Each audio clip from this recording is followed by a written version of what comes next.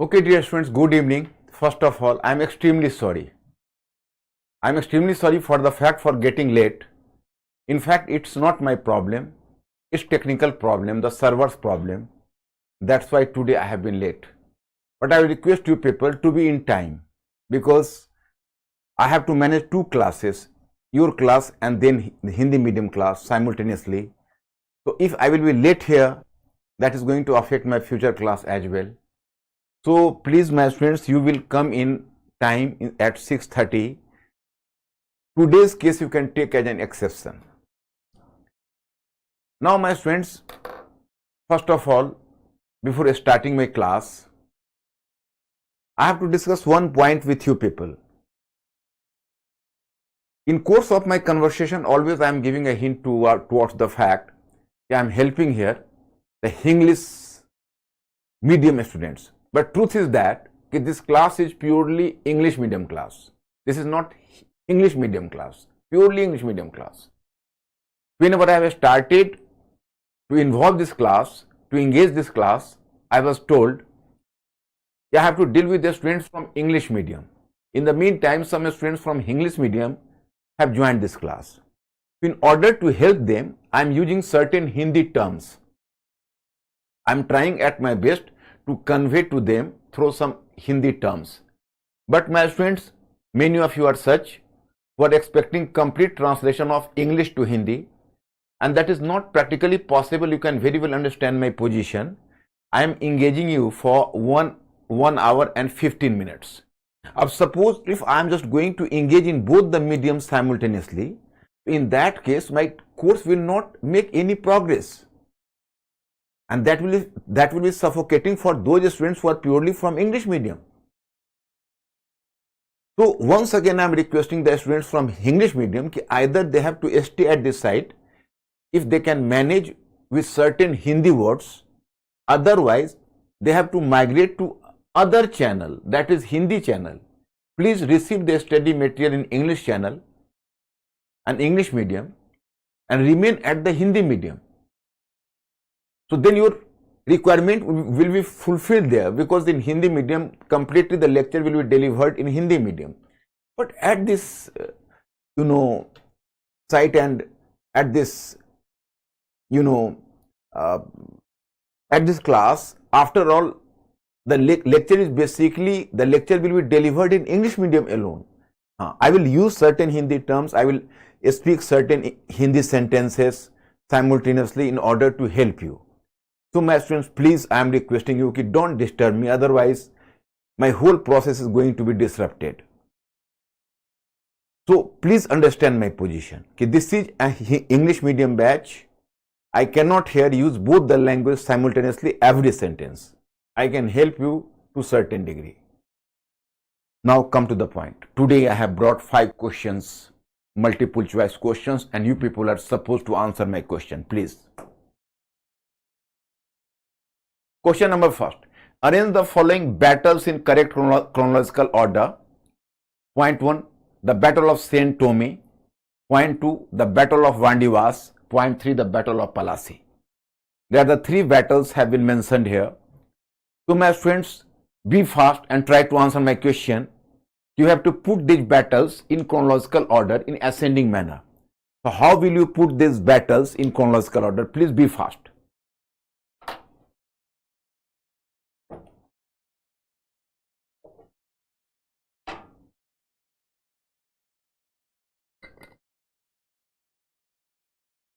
Maximum A.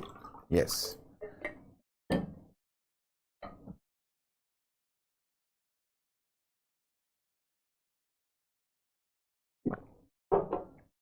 Maximum number of you have selected A.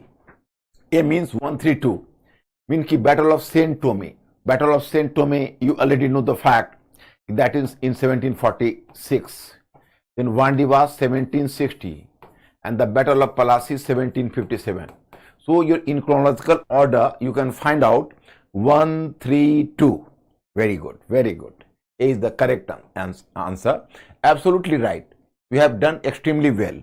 So just move to the question number 2. The first presidency of the British company was established at twice A, Surat, choice B Bombay, choice C Madras, choice D Fort William. Be fast, my students, be responsive and fast.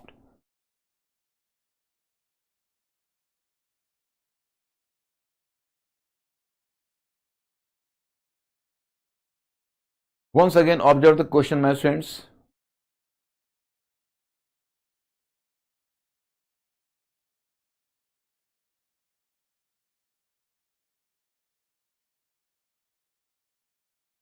D.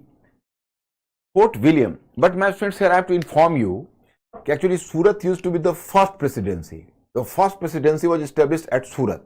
Then it was transferred to Fort William. So my students, it is just an information for you that whenever you will find such a question, you will select Surat as the first choice. मैंने सूरत को आप लोग पहला choice बनाएंगे, पहले सूरत में ही था, फिर फोर्ट विलियम में बाद में ट्रांसफर हुआ है. Question number 3, which of the following was not included in the Treaty of Allahabad? Point 1, the British received region of Kara and Allahabad. Point 2, the Awadh army was replaced by the British army in Awadh. There are the two statements. So my friends, yesterday I have discussed about the Treaty of Allahabad, but today I will make a revision work as well, so that you people should be familiar with the fact how did the British get the Diwani of Bengal, in what way it was going to benefit the British. But in this question, you people have to just make an attempt to answer the question. Maximum number C. Yes. Absolutely right. You are correct. 100% correct. Question number 3 is the correct answer. Question number 4. British defeated the Dutch of Chinsura in the Battle of Bedara in 1759. Where is Chinsura situated? Where is Chinsura situated? Choice A Bengal, choice B Karnataka, choice C Hyderabad, choice D Calicut. Be fast.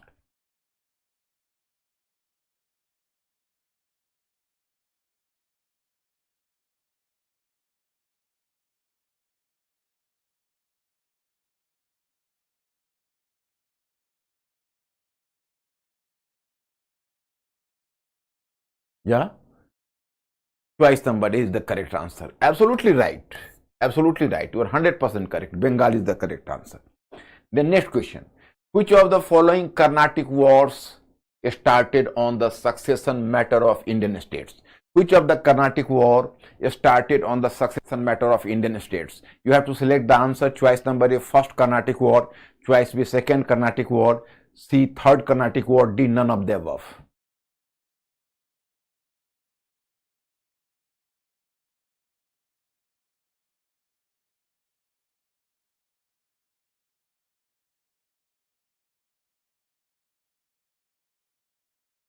B for Bombay. Most of them B. Yes, 100% correct. My friends, congratulations to you people. You have done well, extremely well.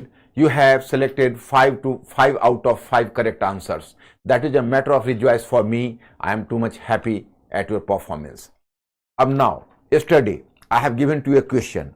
Ankur just asked my student the one of my queries. Yesterday I have given them a homework. Did they try the homework? One question. How did the victory at the battle of Buxar approve the British victory at Plassey?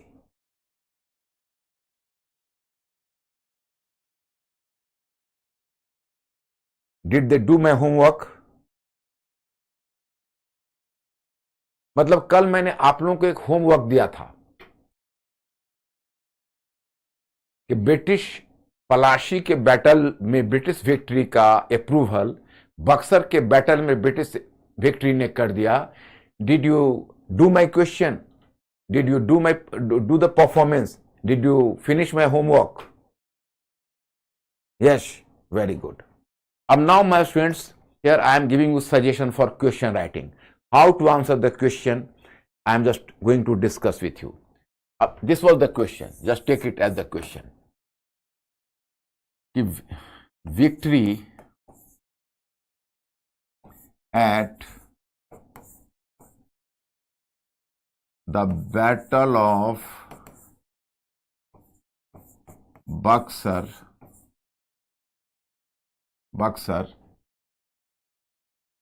approved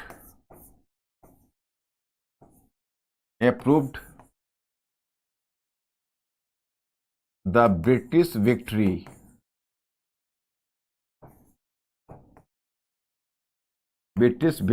at the Battle of Plassey.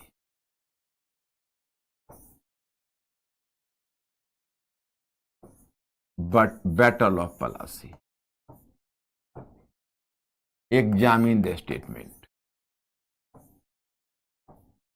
or comment, or rather you can say comment.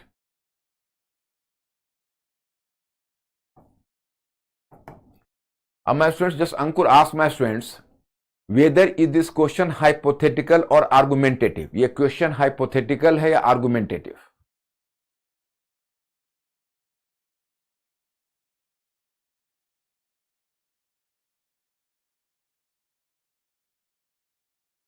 Hypothetical या argumentative?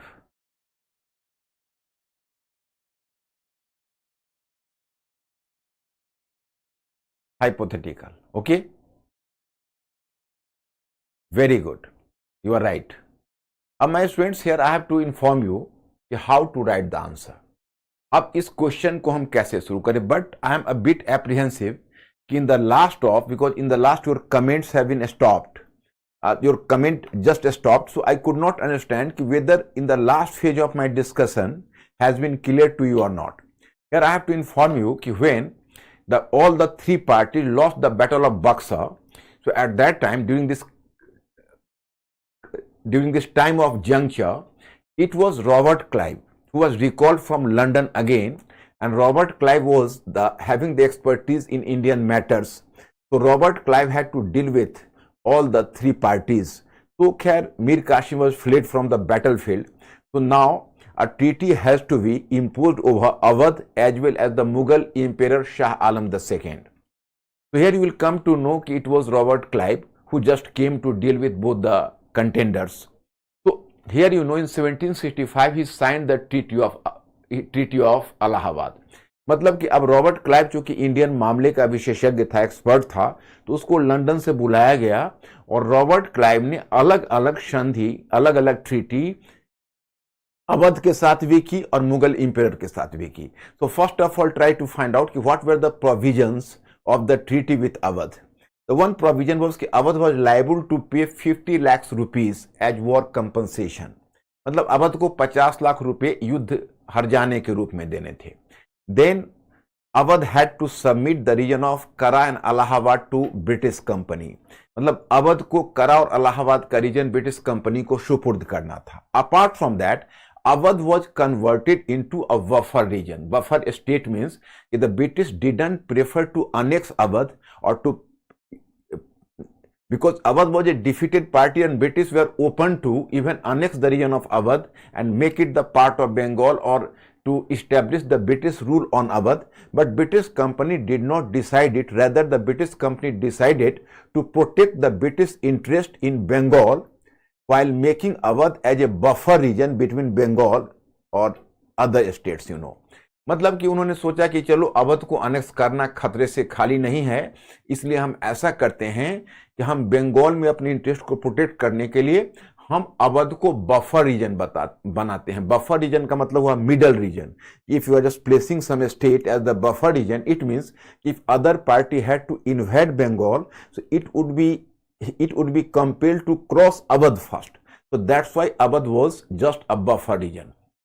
तो मैं यहां पर ये बताना चाहता कि that's why कि British company signed also a treaty. What was the treaty? कि if any third party will invade over Awadh, then the British company will give assistance to Awadh, give support to Awadh, but in return the Awadh would be liable to pay the amount which was spent over the protection of Awadh by the British company. मतलब अवध को उस amount को पे करना होगा जो British उनको बचाने पर खर्च करेगा. That is clear, you know. In this way you can say treaty was signed. अब now we can say the British company signed another treaty with Mughal Emperor Shah Alam II.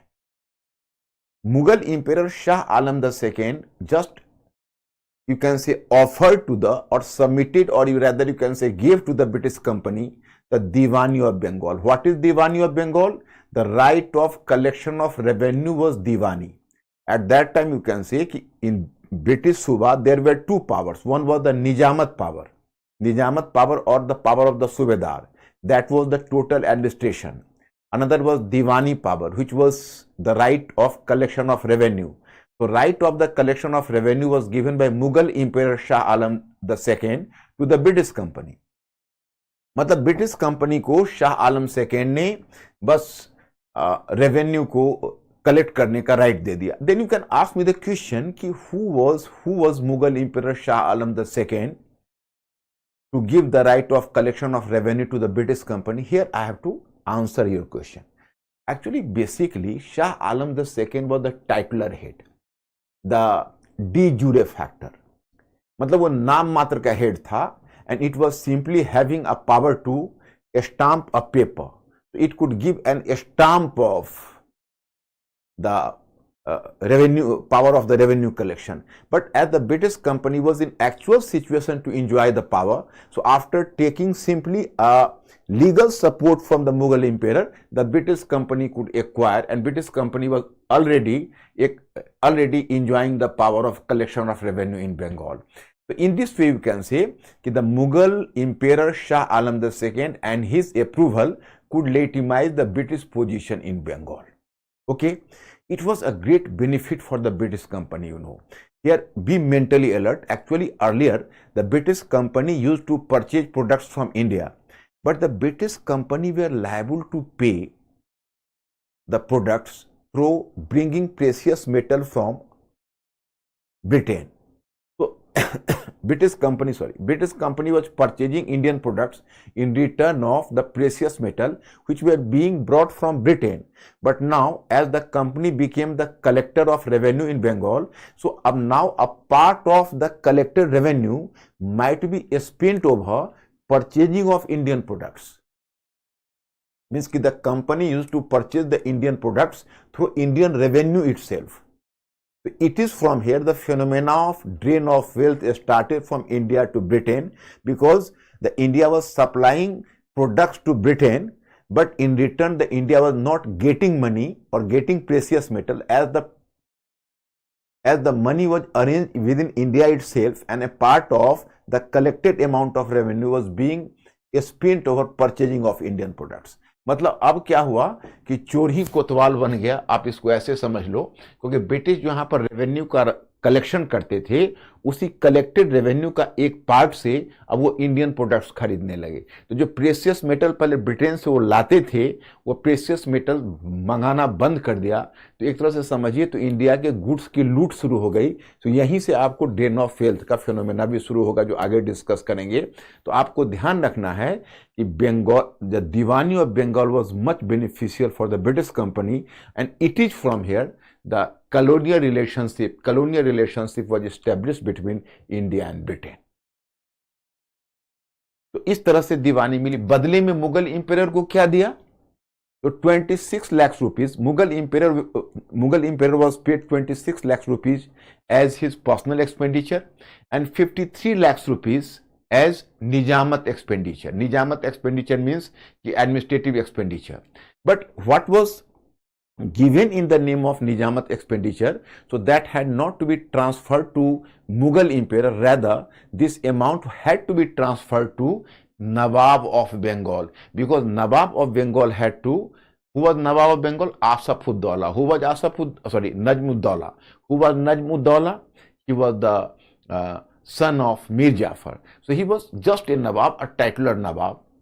It was he was just the nominee of the British company, but he had to take care of the administration of Bengal. So 53 lakhs rupees had to be transferred to him in the name of Mughal emperor. तो वही मैंने last में कहा था कि गड्डी Mughal emperor के head पर ऐसे घुमाकर और बंगाल के नवाब को दे देना है मुगल इंपेरर के नाम पर, और मुगल इंपेरर को मात्र 26 लाख रुपीज मिल रहा है। इसके अलावा उसे करा और इलाहाबाद का रीजन मिल गया और उसको करा में ले जाके इस्टेब्लिश कर दिया गया, और मुगल इंपेरर जस्ट ब्रिटिश का रबर स्टाम्प बन गया, because he had to stay in Kara, stay at Kara, and he had to waiting for the further British order कि whenever British will require, take one more stamp from his side. So that's why he was just placed under the British control and British patronage. So that happened in case. So my students, you might have been clear. You may have been clear. अब ये तो हुआ बंगाल की दीवानी, यहाँ तक की चीजें। अब सवाल ये उठता कि whenever you have to deal with this question, so my students, अब in this question I have to dictate in English alone, not in Hindi, you know. So victory at the Battle of Buxar approved the British victory at the Battle of Plassey comment. So how can you start this question?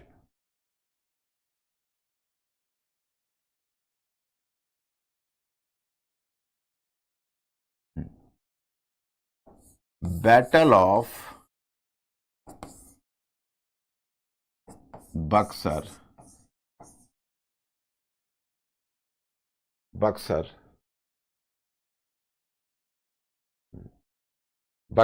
was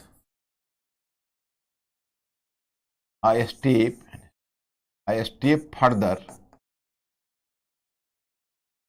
further Battle of Buxar was a step further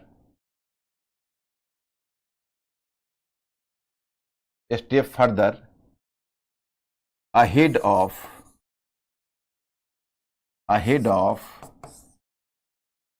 the Battle of Plassey. The Battle of Plassey.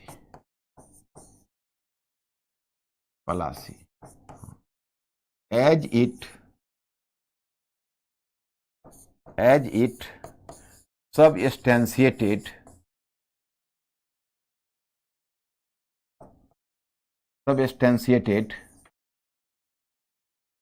the British victory, has substantiated the British gains at Plassey.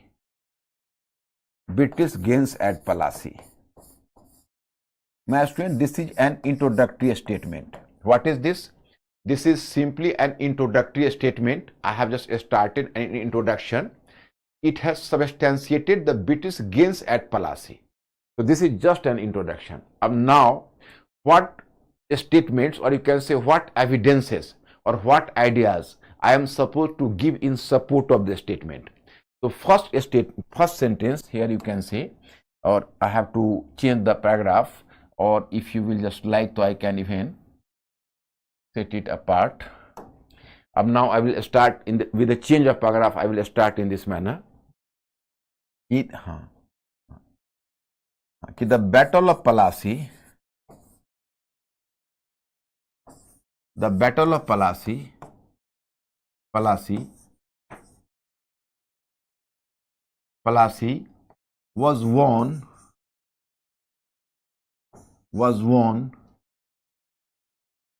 through machination and treachery. Machination मतलब manipulation, चाहे machination or even you can use the term manipulation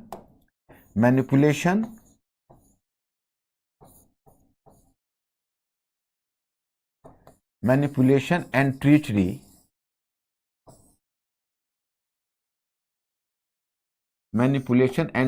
but the Battle of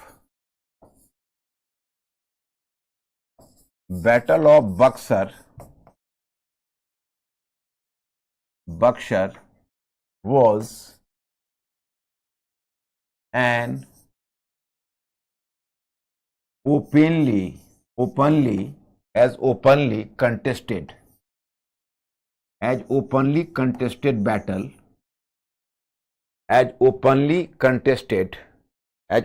contested battle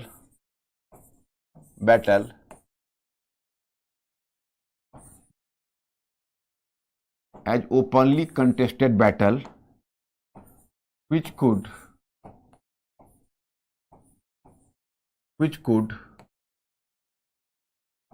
show the British, which could show which could display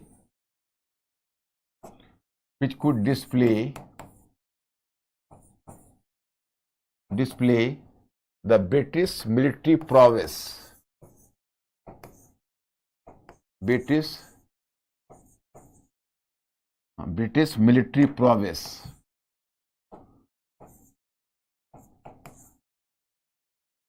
Military prowess.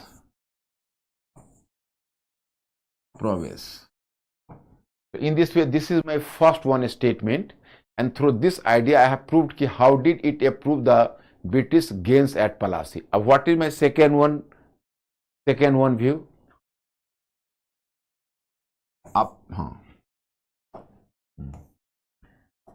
Furthermore,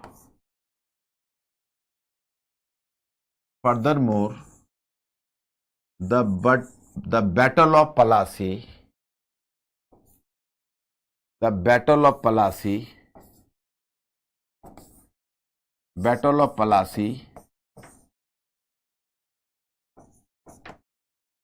had brought the Nawab of Bengal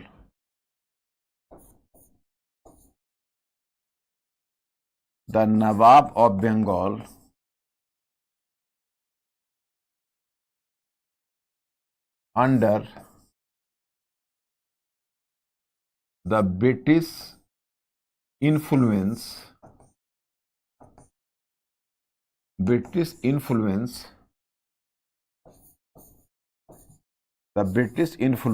but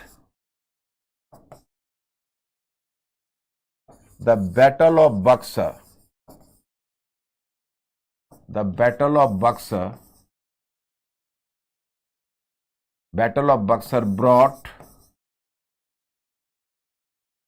brought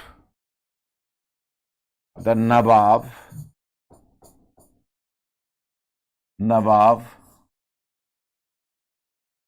under the complete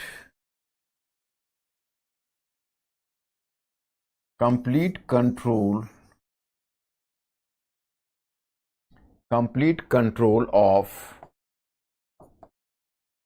the company.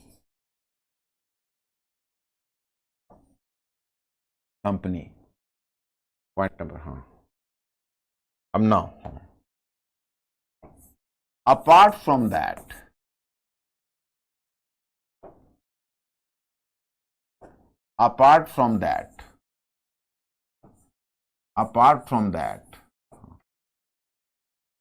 in the Battle of Plassey,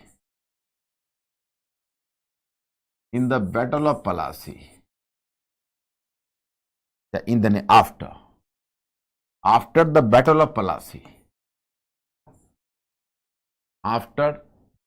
the Battle of Plassey,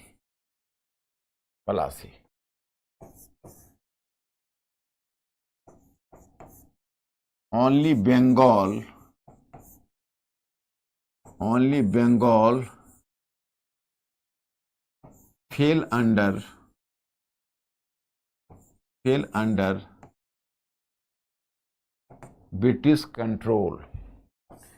fell under British control. But in the Battle of Buxar,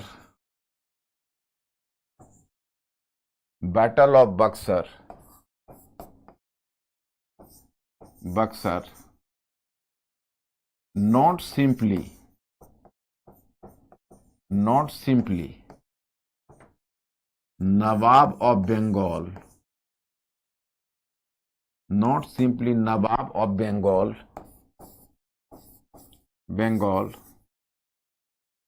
but also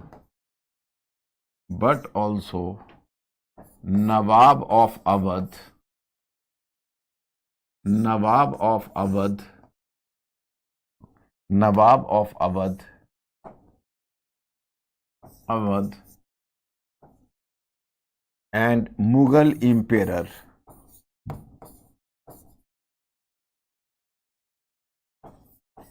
Mughal Emperor, all were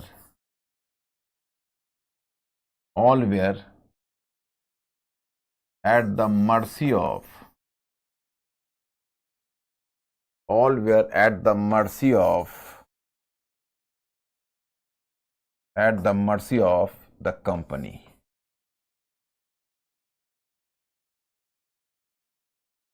At the mercy of the company. Now, not simply that, not simply that, not simply that, and not simply that is above all, above all, above all. After Battle of Plassey, Battle of Plassey,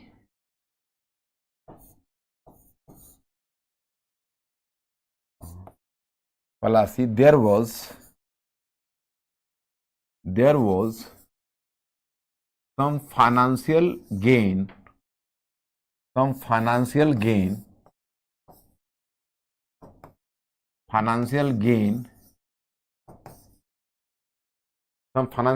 for the company, some financial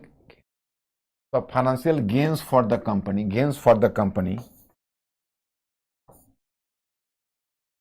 but Battle of Buxar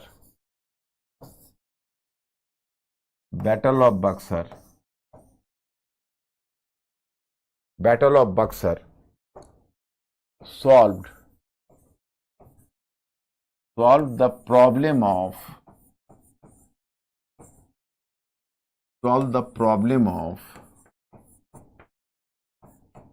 investment in trade,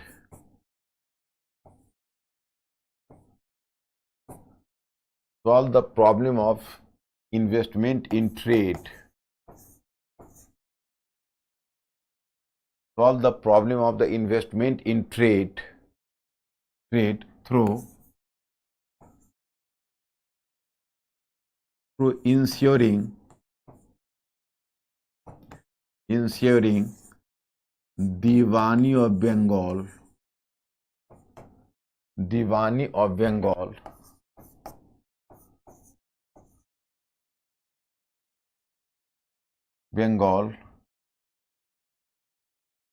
for the company.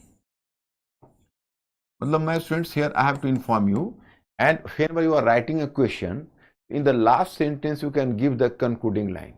In this way we can say the British victory at Buxar approved its earlier victory at the Battle of Plassey. So in this way you can conclude the question. मतलब इस question में मैंने क्या किया है, वैसे आपसे पूछा गया है कि बैटल ऑफ पलासी में जो ब्रिटिश कंपनी की विक्ट्री हुई थी उसको बैटल ऑफ बक्सर ने कैसे उसको अप्रूव किया।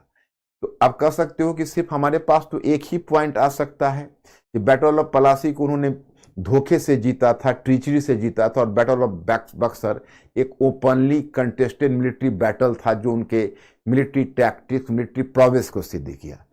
एक पॉइंट देने से तो होगा नहीं, तो हमें बैटल ऑफ पलासी में और भी ऐसे पॉइंट खोजने हैं जिसमें बैटल ऑफ बक्सर उससे आगे गया। जैसे बैटल ऑफ पलासी में देखो कि नवाब पर उन्होंने इन्फ्लुएंस पैदा किया, लेकिन वही नवाब देखिए मीर कासिम फिर दोबारा खड़ा हो गया कंपनी के अगेंस्ट में। लेकिन बैटल ऑफ बक्सर ने नवाब को इस कदर कंपनी के कंट्रोल में ला दिया कि फ्यूचर में नवाब आगे अब कंपनी से कभी सिर उठाने की बात नहीं सोच सकता था। थर्ड वन, जैसे ब्रिटिश बैटल ऑफ पलासी है तो उसमें तो केवल बंगाल ही कंपनी की कृपा पर गई, लेकिन बैटल ऑफ बक्सर के बारे में सोचिए। Even Mughal Emperor Shah Alam II and the estate of Awadh all were just lying at the mercy of the British company. It was a great success for the British company. And last but not the least, or above all you can say, in Battle of Plassey, the British definitely had some financial gains and this amount might have been invested in trade. मतलब British को थोड़ा सा financial फायदा हुआ और उसने trade में invest किया, लेकिन बैटल ऑफ बक्सर के बाद तो उसको बंगाल की दीवानी मिल गई, तो उसने पूरे इन्वेस्टमेंट के प्रॉब्लम को ही सॉल्व कर दिया। तो माय स्टूडेंट्स, मैंने 4 पॉइंट्स निकाले, आप लोगों ने उसमें कितने पॉइंट्स निकाले थे? I have searched the 4 points. How many points you people have tried? Whatever points you people might have tried. How many points? How many points you people might have collected? It is still a great success and it is commendable for you. I will always, you can say, give thanks for the honest efforts you people have made. So, Mr. Ankur, are you okay, my students? Any confusion?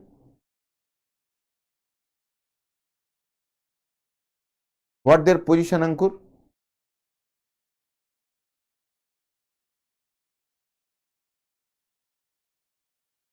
Please give some hint. Are you okay?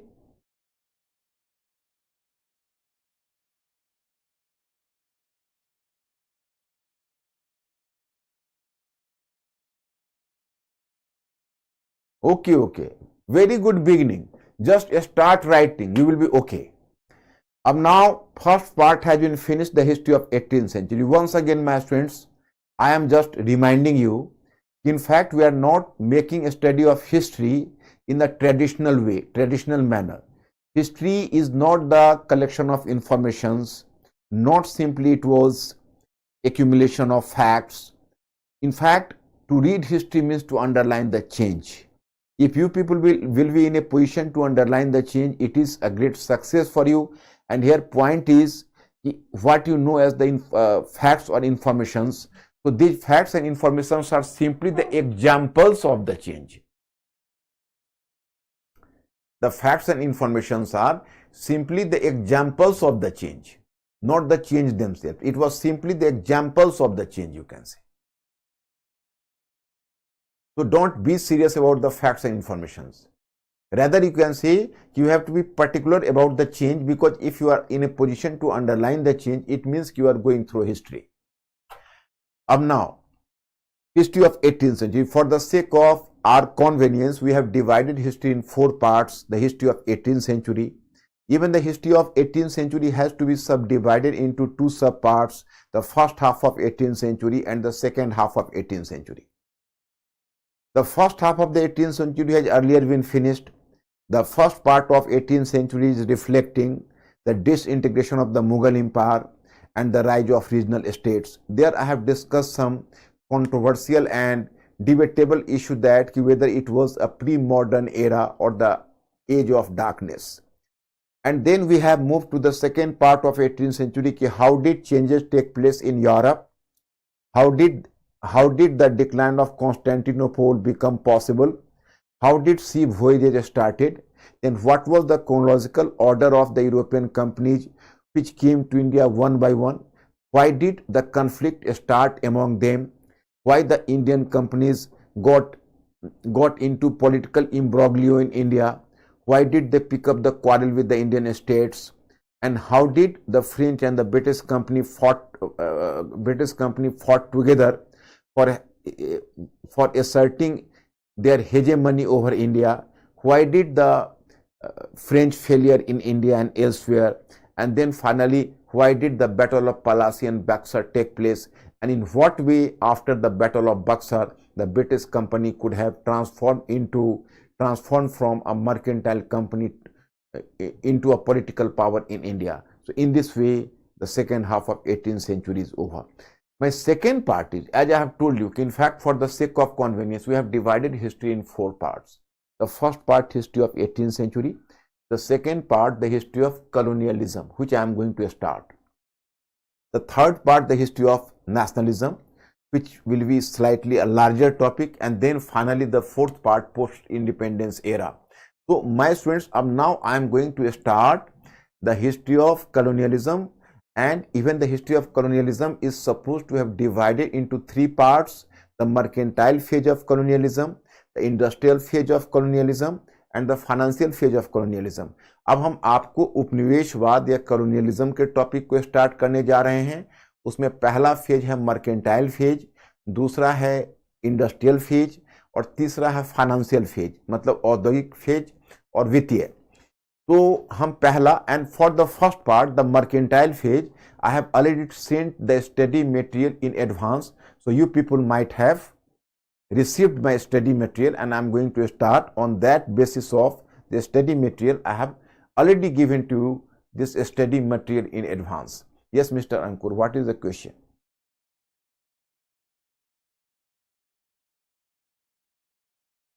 Okay, actually, what is the name? Hemendra. Actually, Hemendra, in fact, you have to I am not presently bearing the map, but you people might have attempted for drawing a map because I have suggested you earlier. What do you find? This is the region of Bengal. This is the region of Bengal, and just in the region of Bengal, here you will find the region of Awadh. The British was having the larger interest in Bengal. So there is the concept of a buffer state. Suppose Awadh is just lying there as the buffer state. So if even third party will just try to penetrate Bengal, so this third party would be compelled to penetrate Awadh first.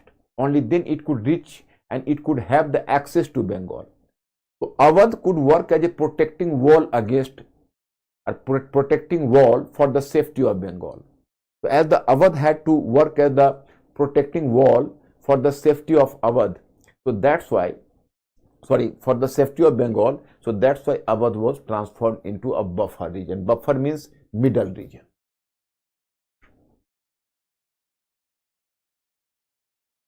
Okay? Are they okay? Any further question?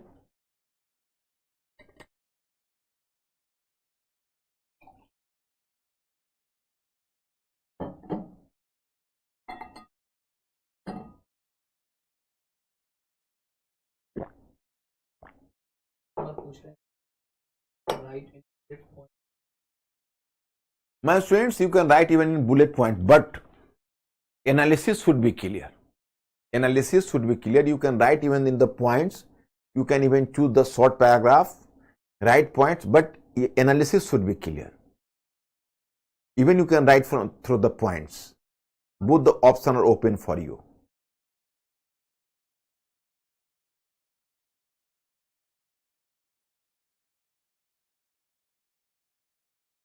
Not liking Warmi? Once again?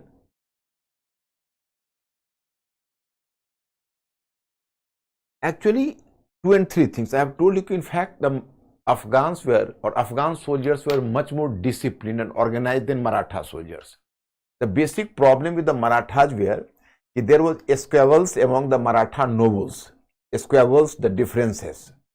And Marathas were not a cohesive force. I have told you earlier that whenever there was the formation of Maratha Confederacy, the very nature of Maratha Confederacy was feudal.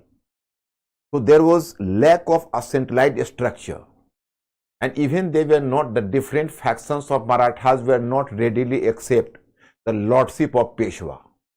Even in the battlefield, you might have realized what happened. Sadasiv Rao Bhau was the military commander. But Sadasiv Rao Bhau was not respected by other members like Malhar Rao Holkar and Raghunath Rao. Malhar Rao Holkar even gave the statement that if this Pandit will win the battle, he will compel us to wash their dhoti. अगर यह पंडित जीत जाएगा तो हम लोगों से धोती साफ करवाएगा. So factionalism was at this point. Apart from that, the Marathas artillery, the Afghans artillery was much more developed than Marathas artillery. The Afghans could represent the better artillery, matlab cannons, topkhana. So this was the factor.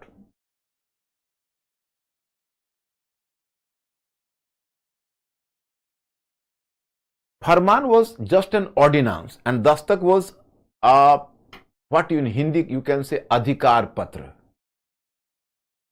Means कि Dastak authorized them to enjoy something or to enjoy some power or enjoy some authority or enjoy some benefits. But Farman was just like, you can say, it was an ordinance which was given to someone, and the someone is supposed to accept the Farman and to follow it.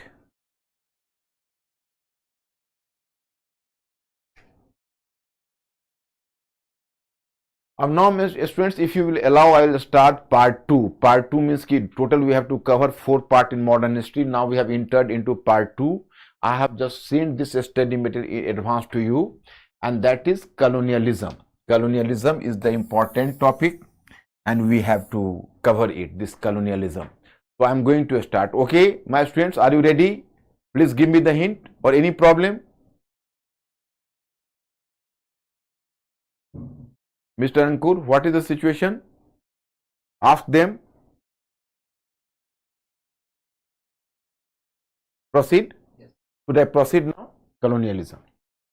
My students, firstly, I am just going to define what is colonialism.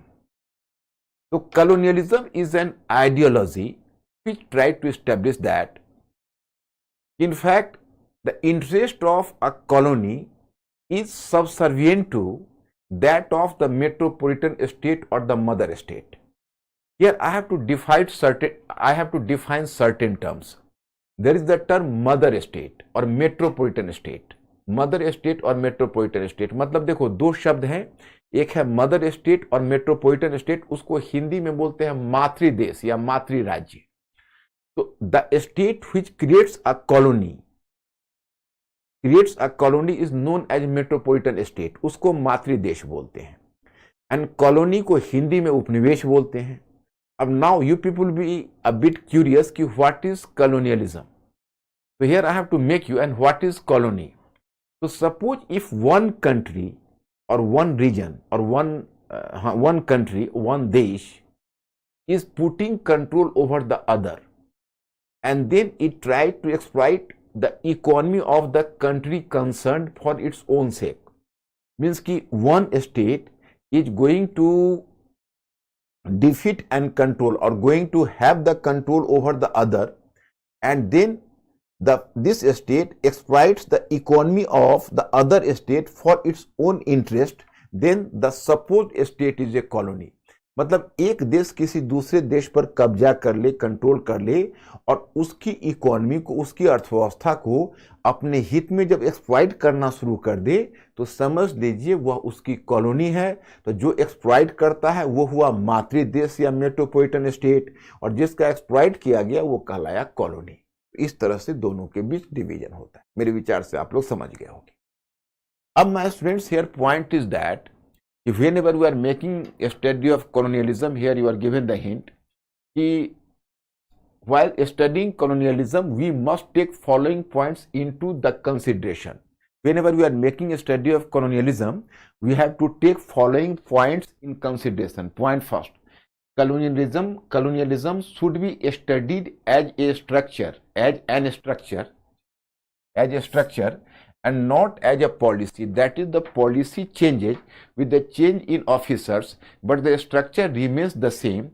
Therefore, whether it was Warren Hastings or William Bentinck or Lytton or Ripon, they could not bring about any change in the structure on the basis of their policies. My students, here I am making you clear. Actually, colonialism should be studied as an structure, not as a policy. Not as a policy means the policy changes with the changing officer, but structure remains to be the same. If you will ask me a concrete example, I can give you a concrete example. Suppose you are a DM of a district magistrate, you are a Jilla collector, district collector. So then you have to work within the rules and regulations of your work manual. Means you should not show the activism that is going to contravene your authority. But you have to work within the structure, or within the structure of your work manuals. You have not to work outside of the manuals, you know. It is limitations, but you may be slightly more activist. Your predecessor officer could have been a less activist. Your successor may be a more activist, but all have to work within the boundary of its structure. You cannot contravene the work manuals, your authority. You should not work outside of your authority. यही आपको बताया जा रहा है कि जो भी officers आए, मतलब जब आप कॉलोनियलिज्म का स्टडी करते हो तो मान लो एक स्ट्रक्चर है, पॉलिसी नहीं है. पॉलिसी तो चेंज होता रहता है.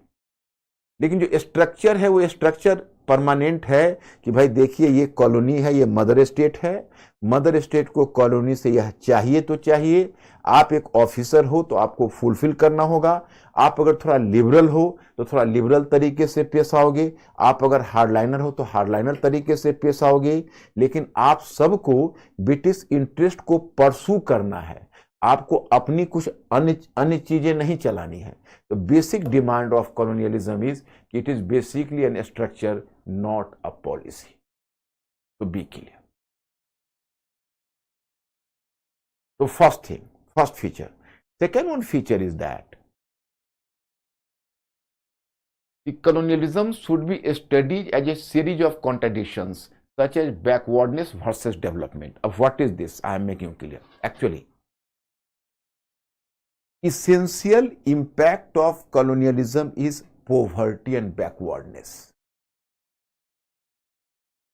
Essential impact of colonialism is poverty and backwardness, but its unintended impact is development. That is contradictory thing. I am making clear. In fact, intended impact of colonialism is backwardness and poverty. मतलब एक country दूसरे country पर control करता है, उसके economy को exploit करता है, तो उसका परिणाम क्या होता है? उसका परिणाम होता है पोवर्टी एंड बैकवर्डनेस, गरीबी और पिछड़ापन। But my students, here I have to inform you, in order to do the better exploitation, the metropolitan state or the mother state creates some institutions in the colony, creates some institutions or brings some policies. So indirect effect of the institutions and policies, the development, and in future this colony develops itself as modern, as national, etc., etc. So my student, be clear, the intended impact of colonialism is poverty and backwardness, but unintended impact is development, unintended impact is progress. मतलब जब एक metropolitan state किसी colony पर शासन करता है तो वो चाहता है कि मैं अच्छे से अच्छे ढंग से उसका शोषण करूं, अच्छे से अच्छे ढंग से उसका हम यूज करें अपने इंटरेस्ट में। उसी में क्या करता है, कुछ वो इंस्टीट्यूशंस बनाता है, कुछ पॉलिसीज लाता है, जिस पॉलिसीज और इंस्टीट्यूशंस के कारण अनजाने ही वो कॉलोनी को फायदा भी हो जाता है और आगे चलकर वो डेवलप कर जाता है। इसलिए my students, just the seeds of destruction are inherent in colonial structure itself. Wherever in the world colonialism moved, there it unconsciously gave birth to nationalism and development as well. In the third world, Asia African countries everywhere. In India, you can find a concrete example. The British introduced here English education, railways, telegraph, and all were intended to benefit the British colonial interest, but in the long run they are going to benefit Indian colony itself. In this way, it was the unintended impact of the British rule. My students, are you clear? आप लोग समझ रहे हो? Mr. Ankur, just ask them. Are you going to be clear, my students? Please give some hint. मतलब कोई colony किसी दूसरे को जब एक्सप्लॉइट करता है, जब कोई मदर स्टेट किसी कॉलोनी को एक्सप्लॉइट करता है तो वहां पर कुछ इंस्टीट्यूशंस बनाता है और वो इंस्टीट्यूशन से उसका डेवलपमेंट भी हो जाता है। वो डेवलपमेंट करना नहीं चाहता है, अनइंटेंडेड इम्पैक्ट है, अनचाहा परिणाम है, but development happens. That is the essential rule of colonialism. Are you clear? अब my students, that's why you may find one thing in your daily conversation with some of your friends, someone is going to ask you some of your friends is going to ask you, अच्छा यार ये बताओ कि British ने India को बुरा ही बुरा किया, कुछ अच्छा नहीं किया, क्या उसको तोड़ा नहीं, क्या इंडिया को बेनिफिट किया? या आप में से बहुत सारे ऐसे भी लोग होंगे जिनको ऐसा लगता होगा अरे ब्रिटिश ने तो इंडिया को बहुत भला कर दिया। माय स्टूडेंट्स, इस बात को जानो, वो भला नहीं करना चाहते थे, अनजाने में भला हो गया, वो तो अपना काम कर रहे थे। इसलिए हम उनको क्रेडिट इसलिए नहीं देते हैं, और कोई बात नहीं है। अगर वो हमारे भला करने के लिए भला करते, प्रोपेगेंडा उन्होंने जो किया, रेलवे बनाया अपने खातिर, फायदा हमें हुआ। इंग्लिश एजुकेशन उन्होंने अपने खातिर इंट्रोड्यूस किया, फायदा हमें हुआ। तो उन्होंने हमें भला नहीं करना चाहा। We people, and it was a matter of chance कि we are getting benefited as the unintended impact of the British rule. Okay, I'm now moving further. In other words, poverty and backwardness were the natural consequence of colonialism, whereas development of any kind was an unintended consequence. For instance, the economic burden on the masses, the spread of illiteracy among the masses, and also the collapse of traditional education system were the immediate negative impact of the construction of railways and introduction of modern education in India. But at the same time, the railways and English education played a significant role in promotion of nationalist consciousness in India. It is right, Though colonialism was basically an economic relation, but it affected the political. Next one I am just taking you. My students, I am going to teach you colonialism. Okay. So here I have to make you clear. Basically, whenever you are making the study of colonialism, so be clear. Firstly, what is capitalism in metropolitan state? That is colonialism in a colony. मतलब जो मातृ देश में पूंजीवाद है वह उपनिवेश में उपनिवेशवाद है. मतलब what is capitalism in a metropolitan state? That is colonialism in a colony. For example, you can say, if whenever you will make a study of capitalism, you will come to realize that capitalism was having three different stages of development. Capitalism was having three stages of development.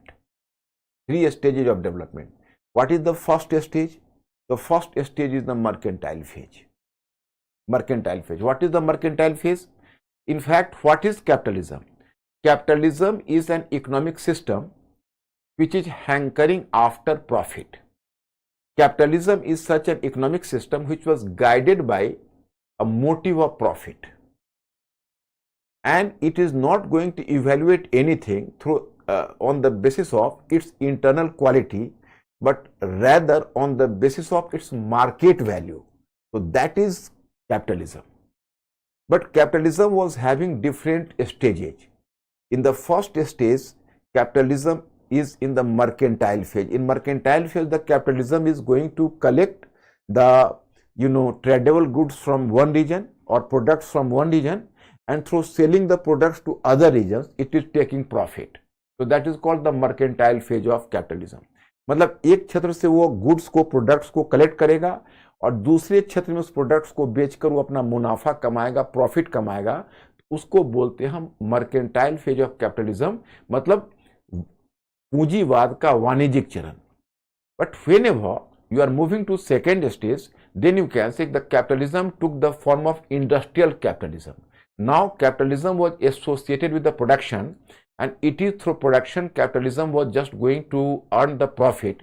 So through production the capitalism is earning the profit. So that is called the industrial phase of capitalism. उसको कहते हैं पूंजीवाद का औद्योगिक चरण, because it is through producing products it is taking profit. Then comes the third stage, that is called the financial phase. What is financial phase? So through industrial revolution, a large number of capital is accumulated. As the large quantity of capital is accumulated, so the basic philosophy of capitalism is profit, profit and more profit. So now capitalism is concerned about investing the capital in the region where it could have got the better return on the capital. So through capital investment, so when the capitalism started to earn capital through capital, earn profit through capital, so that is called the financial phase of capitalism, which appeared up from 1860 onwards. So my students, capitalism is having the three different stages.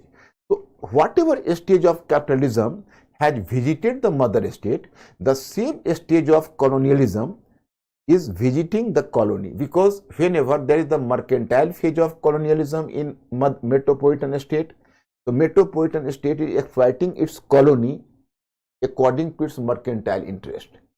if there is industrial phase of capitalism in metropolitan state, then metropolitan state is exploiting the colony from the perspective of industrial capitalism. If there is financial phase of capitalism in metropolitan state, so then metropolitan state is exploiting its colony from the perspective of financial interest. In this way, my students, colonies were liable to work as an stooge into the hand of the metropolitan state.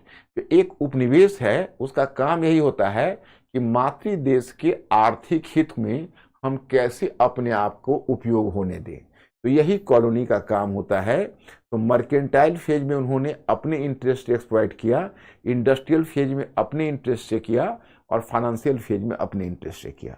अब now just come to this colonialism. Though colonialism was basically, but one thing, whenever you are making a study of colonialism, please keep one thing in your mind. That is a very important statement. You people have to be clear about. The first of all, first thing, colonialism is basically an economic relation. It is, there is a scholar, his name was Farnival. He has explained colonialism. The colonialism is basically an economic relation, but it was going to affect or influence political, social and cultural structure as well. I am giving it a concrete shape. What is concrete shape? I am making clear. In fact, a metropolitan state is having control on a colony for its economic benefit. So it was basically an economic interest. But in order to serve its better economic interest, it is having the control over the colony. So it is compelled to make some political policies, some social policies, some cultural policies. So political, social and cultural policies are not independent from its economic interest, but rather you can say political, social and cultural policies are the byproduct of the economic interest of metropolitan state into its colony. मतलब मैं आपको ये बताना चाहता कि वो किसी colony पर अगर मेट्रोपॉलिटन स्टेट अगर नियंत्रण स्थापित करता है तो उसका मुख्य मोटिव होता है, मुख्य ऑब्जेक्टिव होता है उस उपनिवेश, उस कॉलोनी के इकोनॉमी को हम अपने इंटरेस्ट में एक्सप्लॉइट करें। तो उसको चूंकि उसके इकोनॉमी को अपने इंटरेस्ट में एक्सप्लॉइट करना है, तो उसको बेहतर एक्सप्लॉइट करने के लिए उसको कुछ पॉलिटिकल पॉलिसी बनानी पड़ती है, उसे कुछ सोशल पॉलिसी बनानी पड़ती है, उसे कोई कल्चरल पॉलिसी बनानी पड़ती है। तो अब उसमें प्रॉब्लम ये है कि अगर ये सब पॉलिसी उसको बनानी पड़ेगी तो ऑब्वियसली यू कैन से, तो उसमें तुमको इसीलिए कहा गया है कि बेसिकली एक इकोनॉमिक रिलेशन होता है। अब ये सब पॉलिसी उसको बनानी है, ये सिर्फ इसलिए बनानी है कि हमारा इकोनॉमिक इंटरेस्ट पूरा हो। इसका मतलब ये पॉलिसीज इंडिपेंडेंट नहीं है, उसके इकोनॉमिक इंटरेस्ट के अधीन है। तो जब भी आप कॉलोनियलिज्म का स्टडी करो तो एक बात को अपने दिमाग में रखो कि colonial relation was basically an economic relation, but it was going to affect the political, the social and cultural structure as well. So that's why if Lord Dalhousie has followed the policy of annexation, so this is not independent. It is subservient to the interest of the industrial capitalism of the British company. Dalhousie is not working independently, or William Bentinck is not working independently. Suppose William Bentinck has carried a number of reforms, for example, legal reforms, social reforms, cultural reforms. Are the reforms independent? Are they reflecting simply the liberal outlook of William Bentinck? No, my students, no. They reflected even the British major colonial interest. So whenever you are making a study of colonialism, so keep this phenomena in your mind. Okay? Are you clear? So up now you are informed here. We can divide colonialism into three phases. Mercantile phase of colonialism, they will follow the capitalism in Britain, 1757 to 1813, to industrial phase of colonialism, 1813 to 1858, and financial phase of colonialism, 1858 onwards. Okay. अब now, we people will follow this diagram. This diagram is going to help us a lot. Yeah. Metropolitan state Abhishek वह होता है जो उसको हिंदी में बोलते हैं मातृदेश भी। मेट्रोपॉलिटन वह स्टेट होता है जो कॉलोनी बनाता है। जैसे अगर हम कॉलोनी, भारत कॉलोनी था, तो ब्रिटेन मेट्रोपॉलिटन स्टेट है और इंडिया उसका कॉलोनी है, उपनिवेश है। तो जो उपनिवेश बनाता है उसको मेट्रोपॉलिटन स्टेट कहते हैं। बाकी लोग समझ रहा है कि नहीं? Ankur, please my students, make me clear. Are you going to be clear or not? Simply terms are not enough. You have to pay attention to analysis. Are you clear? Should I move further? Please be fast.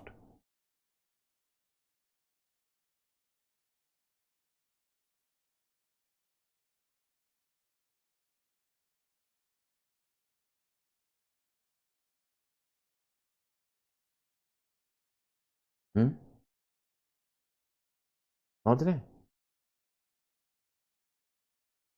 Okay. Now my students, that is the diagram. How are you going to follow my course? Actually, earlier you are making a study of modern history at your own. So what you people may do, you may go through chapter to chapter. Maybe you are moving one chapter, then from one chapter to another chapter, with second chapter to third chapter, you are moving in this manner. And you are just trying to collect the fact and information. So after 4 to 5 chapters and 6 chapters, all your facts and figures are going to be exhausted, and you people will forget what have you read since the last 8 days, 15 days, 14 days. My method of teaching is quite different. I am not going to carry you in this manner. Actually, I have to make you develop an integrated approach. And through integrated approach, you will underline the change. So that's why we have entered into colonialism, and I have developed a special style for teaching colonialism. For example, firstly, we have to observe the mercantile phase. In mercantile phase, as I have just explained you earlier, the colonialism is basically an economic relation, but it was going to affect the political, social and cultural structure as well. That's why firstly here I have made a diagram. In diagram is mercantilism 1757 to 1813. मतलब simply mercantilism is not enough. Here I am making you mercantile phase of colonialism. Mercantile phase of colonialism. Or I am making a parallel diagram. Then you people will be more clear. देखो, actually how I am going to make you people clear. Mercantile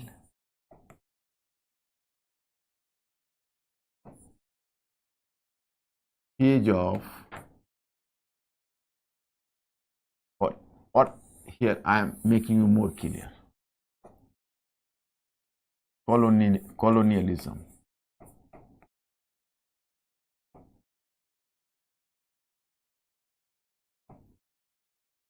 Okay, that is mercantile phase.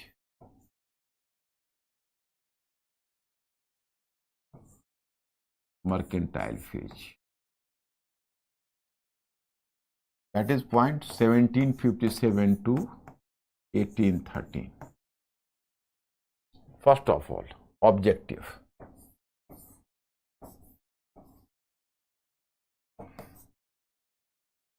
Point objective. Okay. Objective is to maximize the collection of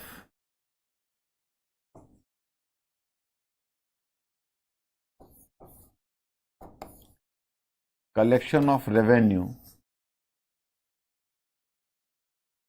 to maximize the collection of revenue so that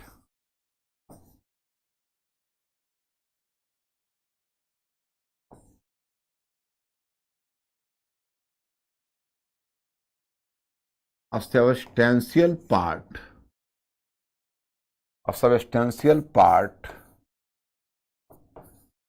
of revenue, a substantial part of revenue would have been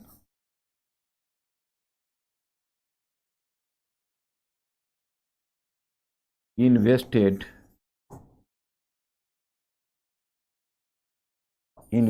in trade.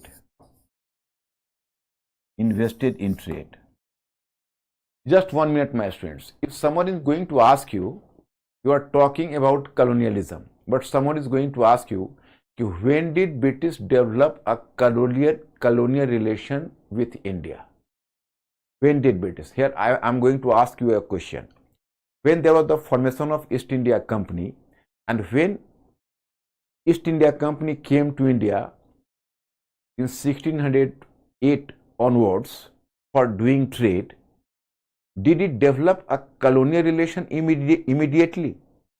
If I am going to ask you the question, when there was the formation of East India Company in Britain, and then East India Company just came as a mercantile company for doing trade in India, did it develop the colonial relationship with India? No. Because the British East India Company just came for doing the trade, it was collecting products from India, it was exporting products from India to Britain or Europe, but in return the company was liable to pay India in the form of precious metal, gold and silver. It was not colonial relation. Colonial relation started partially after the Battle of Plassey, when the British company started to plunder Bengal, and a part of plundered money was invested in trade. Invested in trade means what? Invested in trade means the British started to collect the products of India through Indian money. मतलब पैसा भी India का ही लगा हो और product भी India का हो, तो इंडिया को तो कुछ मिला नहीं ना। इसका मतलब है कि ब्रिटिश ने हमारी इकोनॉमी को अपने इंटरेस्ट के लिए जब से एक्सप्लॉइट करना शुरू किया, तब से कॉलोनियलिज्म आया। And basically this situation appeared after the Battle of Buxar, when the British company got the Diwani of Bengal, and through the Diwani of Bengal the British company got the right of collection of revenue, and here the objective of the company was clear in mercantile phase, कि expand the amount of revenue, means कि collect more and more revenue and preserve the money. Simply collection will not suffice to fulfill our need. You will collect so much money, but you will spend money extravagantly. We cannot save the money.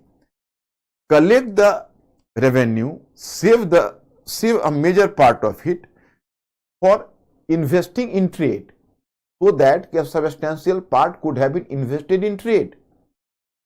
आप revenue को collect करिए, उसका एक major part आप व्यापार में निवेश करिए, मतलब इंडियन प्रोडक्ट्स खरीदिए उससे। तो this situation came after the battle of Buxar. That's why you know here I have used the term, क्योंकि after the battle of Plassey and Buxar the colonial relationship developed, mercantile phase started from here and it had to continue up to 1813. And here you know what was the basic British colonial interest: maximization of the collection of revenue and to invest a substantial part of revenue in trade. This was the objective. Okay. So as I have told you, colonialism is basically an economic relation, but it was going to affect political, social and cultural structure as well. So that's why, my students, all the other policies are just the extension of this objective. For example, you can say, what is the political policy? Just try to observe in diagram. I have made you clear. What is the political policy?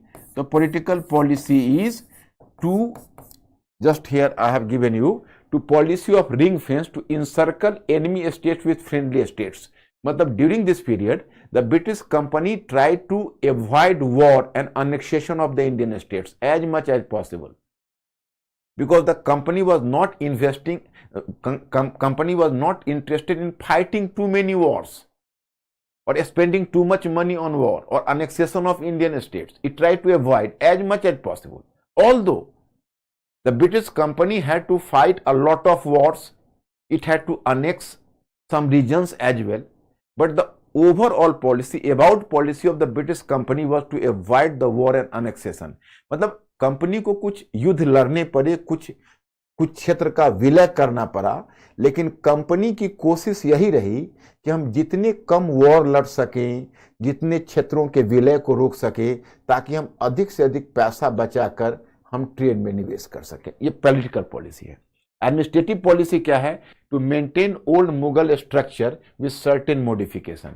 मतलब हम administration में पुराना मुगल हम प्रशासनिक ढांचे को ही बनाए रखें और उसमें थोड़ा बहुत परिवर्तन लाके काम चलाएं.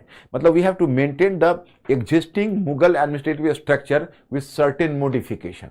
मतलब mainly they were interested in bringing modification either in land revenue system or in judicial system. Otherwise they just try to maintain the old structure. Then in economic, I am repeating economic as well, origin of drain of wealth and the decline of handicrafts in Bengal. This was the natural phenomenon of the British rule during this period.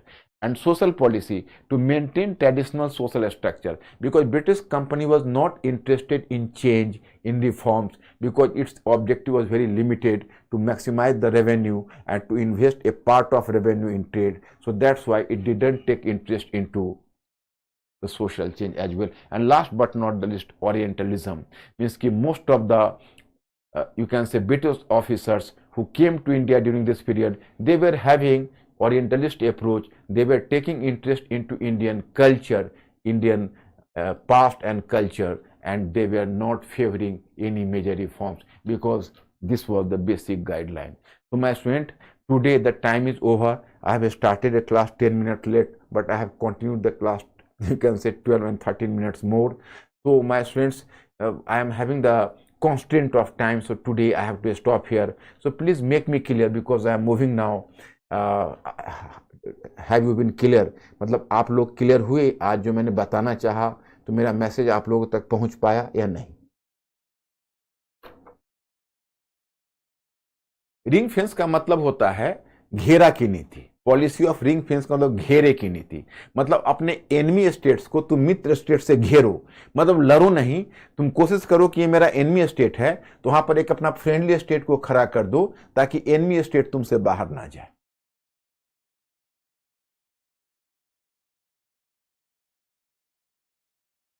Are they okay? So my friends, today I am stopping here.